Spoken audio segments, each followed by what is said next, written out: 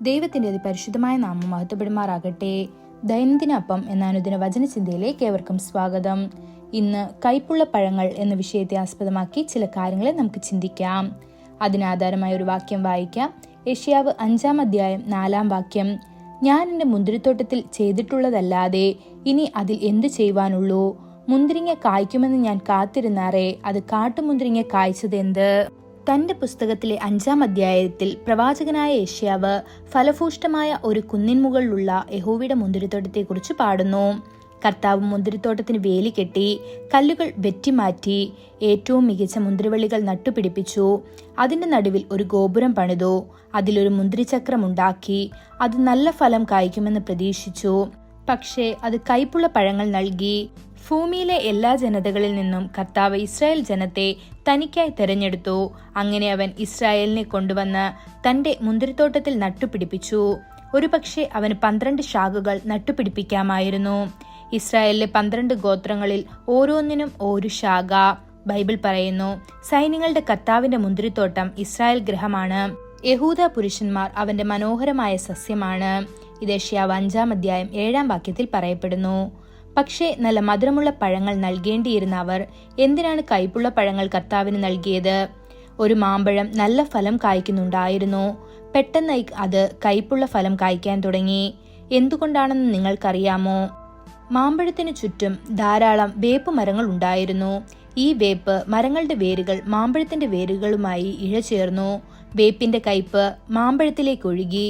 മാറയിലെ കയ്പുള്ള വെള്ളത്തിനരികിൽ നിൽക്കുന്ന ഏതൊരു വൃക്ഷവും കയ്പുള്ള ഫലം മാത്രമേ കായ്ക്കൂ. ലോകം മുഴുവൻ മാലിന്യത്തിലാണ്.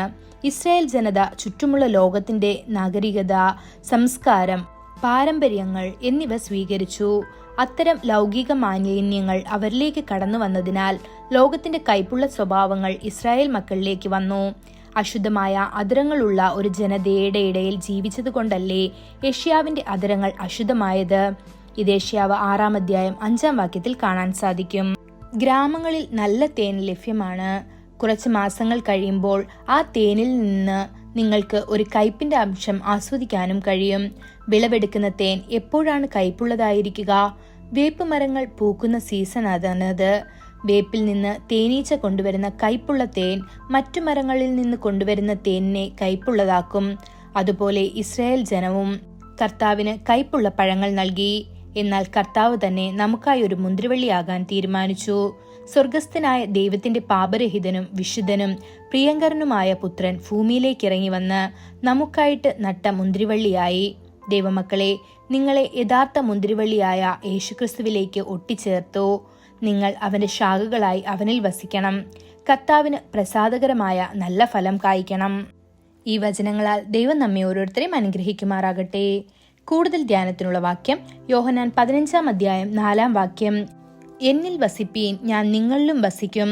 കൊമ്പിന് മുന്തിരിവള്ളിയിൽ വസിച്ചിട്ടല്ലാതെ സ്വയമായി കായ്പാൻ കഴിയാത്തതുപോലെ എന്നിൽ വസിച്ചിട്ടല്ലാതെ നിങ്ങൾക്ക് കഴിയുകയില്ല. ഇന്നത്തെ ബൈബിൾ വായന രാവിലെ ഉൽപ്പത്തി പുസ്തകം 29-30 അധ്യായങ്ങൾ, വൈകുന്നേരം മത്തായി 9-ാം അധ്യായം 1 മുതൽ 17 വരെയുള്ള വാക്യങ്ങൾ. ആമേൻ.